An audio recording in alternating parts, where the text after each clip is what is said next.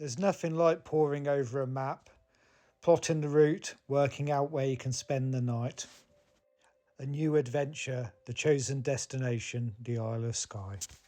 In the middle of nowhere, rain lashing down, a solitary phone box stands. This marks the start of the Skye Trail, 80 miles of hiking. Wading through bogs, it was tough going along barely defined paths as I walked to one of the most magical spots on Skye, Rubha Hunnish, a scenically spectacular haven for seabirds and mammals. The wind blasted across the northerly headland as I made my way to the tiny Old Coastguard Lookout Bothy. Laid my new sleeping bag and mat out on the platform, a cosy spot for the night. A stunning place to shelter from the howling wind and rain. I stood at the window looking out to sea, across basalt columnar jointed cliffs, squinting through the mist and rain dropleted glass, trying in vain to see minke whales. This spot, reportedly one of the best locations in the UK for watching them.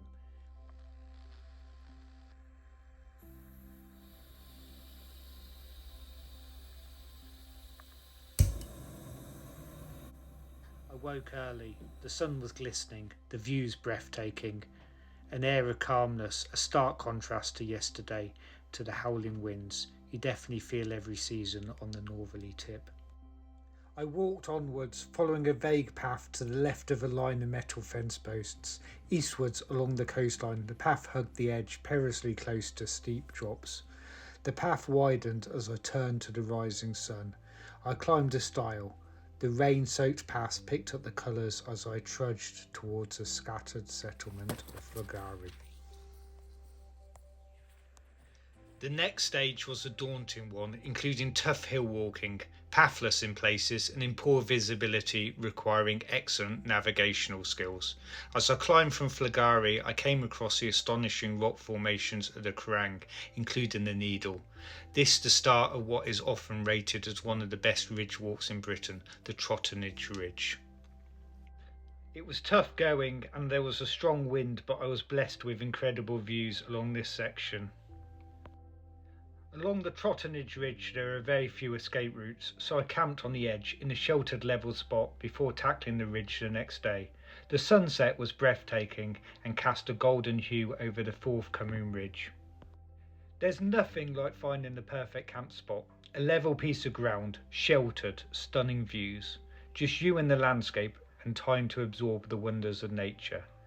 This was exactly why I chose this hike, to experience magical moments like this. The views left me speechless as I snuggled down in my sleeping bag, mug of stove-cooked hot chocolate in hand. As I descended the ridge, following a clear path, the great pinnacle of the old Man of Storr came into view. I found myself for the first time amongst many walkers, a clear tourist spot where you are likely to find many tourists no matter the weather.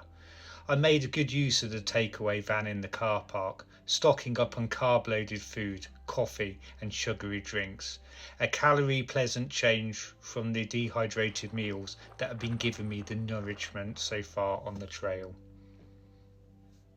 Leaving the Trotternish Ridge, the trail took once more to the coast, crossing rough pathless moorland and dramatic cliffs with breathless views. I camped overlooking a beautiful bay before walking on. Spring turf, now my reward for 3 kilometres of bog slogging. I descended into Portree, where I stayed the night at a campsite. Portree is a hub of island life, with a number of useful shops, including an outdoor shop. I stocked up on gas, before going into Cafe Ariba, which had great views overlooking the harbour, and reportedly brews Skye's best coffee. I was inclined to agree.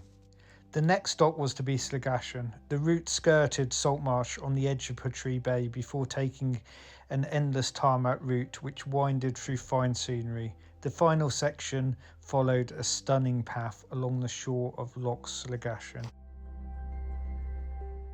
Sligashan had a lovely campsite, a hotel, a walker-friendly bar which served meals and even had its own microbrewery. I enjoyed a hearty mac and cheese washed down by an intriguing seaweed-infused beer. The campsite brewed morning coffee and had welcoming hot showers. The trail continued as it followed the dramatic Glen Slagashon, a great trench dividing the forbidding ranges of the Red and Black Coolin.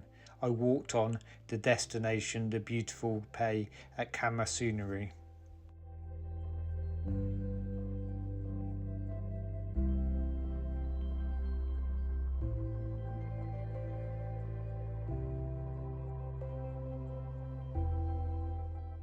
I couldn't believe my eyes as I saw these deer coming down from the mountains and crossing this river.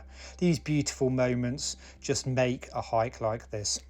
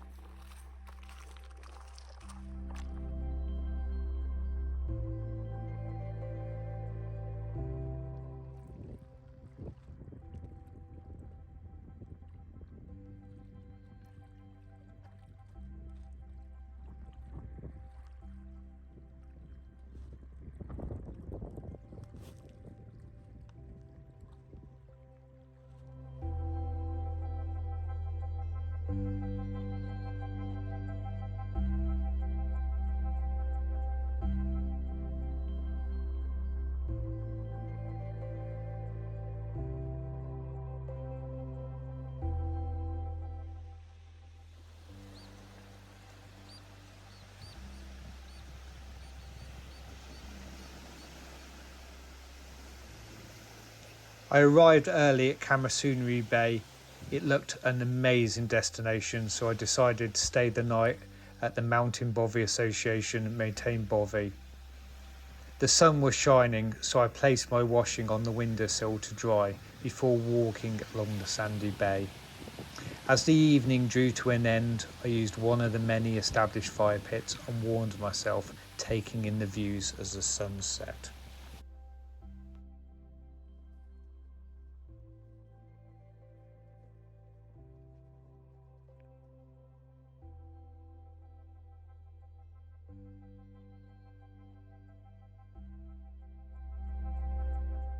I really didn't want to leave the bothy at Camasunary. It really was a stunning location. There was even a beautiful waterfall round the corner, stunning sands and abundance of wildlife.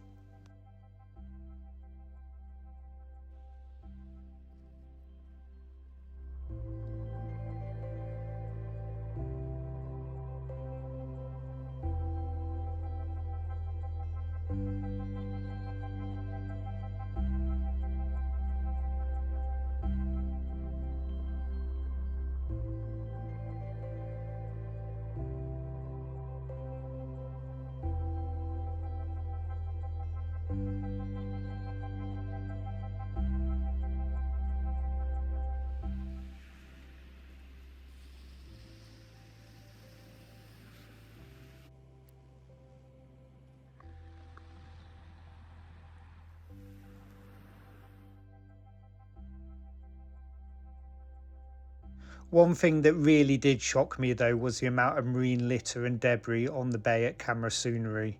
It was great to see that the Mountain Bothy Association had black bin bags and litter pickers to help clear up some of the litter, and I filled a couple of bags to make my contribution. It seemed quite shocking that such a beautiful destination as this had so much plastic littered around.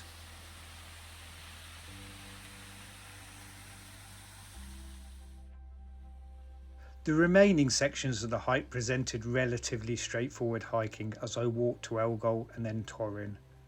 The final stage of the Skye Trail followed the coastline through cleared villages where sheep now wandered amongst the ruined houses.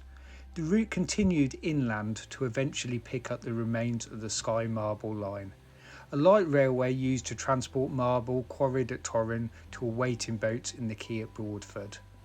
The waiting place of my car had plenty of cafes and bars to celebrate my completion of the stunning Skye Trail.